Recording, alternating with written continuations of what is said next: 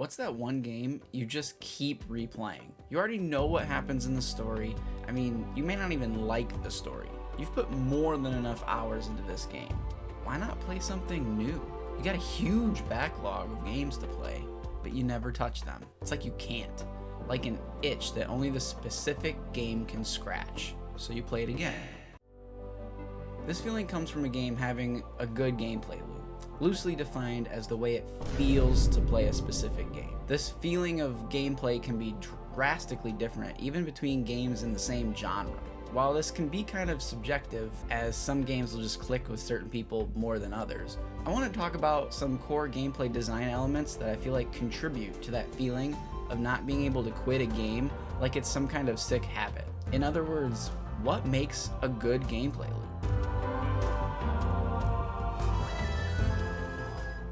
The first aspect of a good gameplay loop that we have to talk about is simplicity. Because as complex as some other aspects of gameplay can be, the act of pressing the buttons and playing the game needs to be as simple and intuitive as possible. At least the facade of simplicity needs to be offered to the player. I can think of a few games that actually contain pretty complex gameplay mechanics, but are so well thought out that they feel really simple.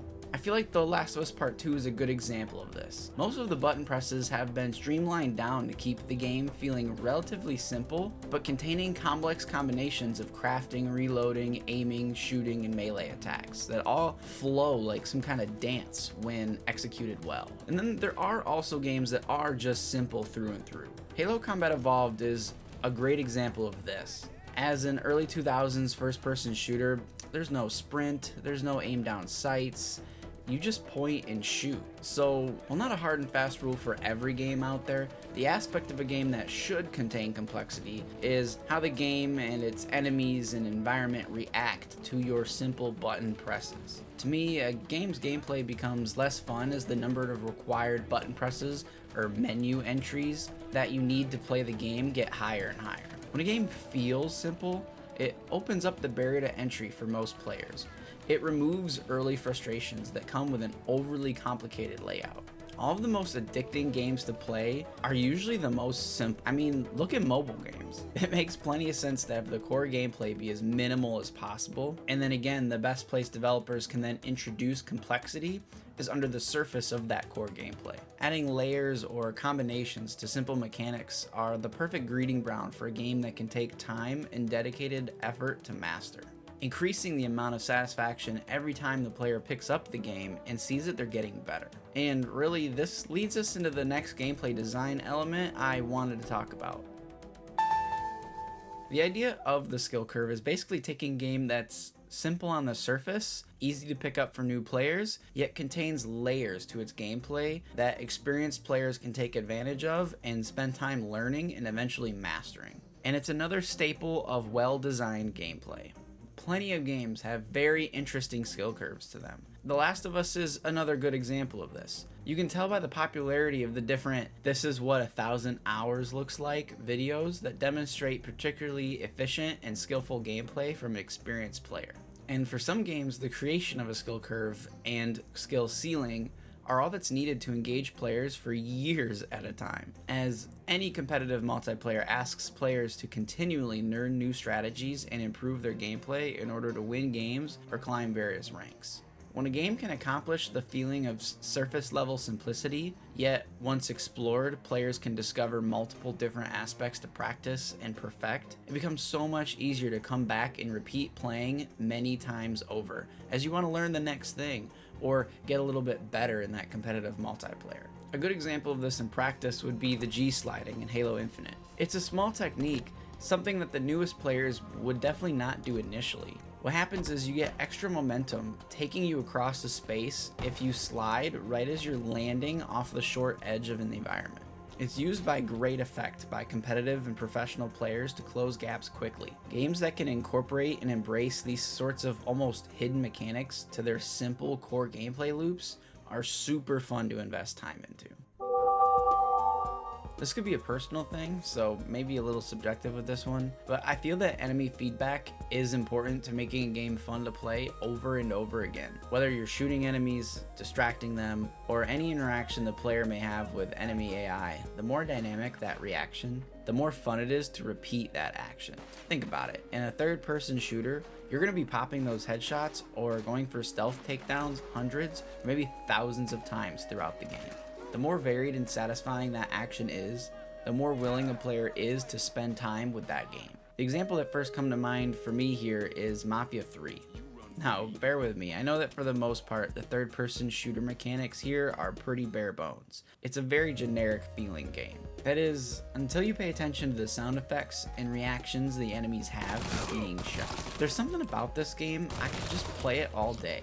I'm not sure if it's the specific squishy sound that's made, or the way enemies move and fall, or both of these things together, but I find shooting guys just so satisfying. I always get an itch to return to Mafia 3 or the Mafia 1 Definitive Edition, just for the shooting alone. Mafia 3 was dogged on by the gaming community upon release, because in order to progress through the story, you had to repeat the exact same boring ass side mission over and over and over again. This really makes the game drag on and really sucks. But the fun shooting really helped me move through this game, because a lot of people didn't even finish it, and the story was the best part of the game. So if you didn't finish it, you're really missing out on the only thing making it worthwhile. But thankfully, the fun shooting really got me through it, and I got to experience that game in its full story. And that goes to show how enemy feedback, whether it be physics-based or something audible in the sound effects, it can really make a big difference in how a player interacts with a game. Because if you do it just right, you could honestly make a terrible game, at the very minimum, bearable and completable for somebody. But now we're on to what I feel is the most important thing a game needs in order to master the art of a good gameplay loop, and that's variety. Like, if I can play the same level twice and have both playthroughs go completely differently, even if my approach starts the same, this is a massive indicator that the gameplay loop was taken very seriously by the developer. And there are more complicated examples of this, but my favorite is Halo Combat Evolved. What Bungie was able to do with so little in terms of hardware and other limitations of the time is astounding. Halo is truly a game that you can play over and over again and never have a combat encounter go exactly the same. And I'm not the only one to point this out. In any Halo game, the experience will be very different depending on your guns, the bad guys, and the map layout. Enemies are placed almost like chess pieces on a board. A shootout that looks like this Triple kill. is gonna play out completely different from, say, this. Double kill. Triple kill. Every alien has different strengths and weaknesses. They interact with the player and each other in subtle but different ways. In Halo's case, this is mostly because of how well programmed and varied the enemies are.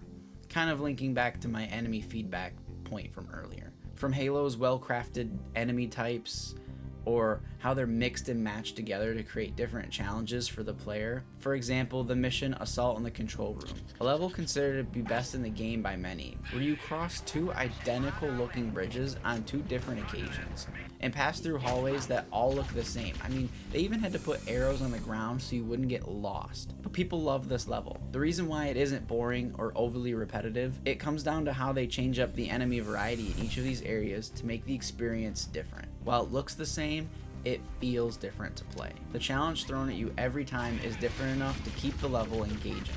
What bodes for this specific level, though, is that it's large. Every time an area may be starting to get fatiguing, you're then shown a new environment that is completely different to where you were before. There are really large open spaces. Then it closes up into tight, narrow hallways. The intentional, drastic changes in style of the environment and the mix and matching of competent enemies makes Halo Combat Evolved a masterclass in offering variety to keep its simple gameplay and level design interesting and repeatable. And I would never be able to list everything that goes into designing a game's gameplay loop, but offering variety in itself is a culmination of different factors. Enemy AI behavior is a big one, map design can be another, how multiple paths can be made available to the player to allow a multitude of options. Variety helps keep a game fresh, interesting, and fun through multiple playthroughs. It's the foundation of a game that's fun to come back to time and time again. Also, incorporating variety as a philosophy pillar when creating a game allows other elements to exist and flourish after. Halo was on another level in 2001, offering such fleshed out enemy variants to fight. The way they were able to mix and match these types to create new scenarios and challenges for the player, even taking the player through recycled environments, I have to stress that point. You're walking through the same levels twice, and they're not boring because of the way they introduce new enemy types or mix and match all of the existing enemy types. Every room feels brand new, even though it looks the same.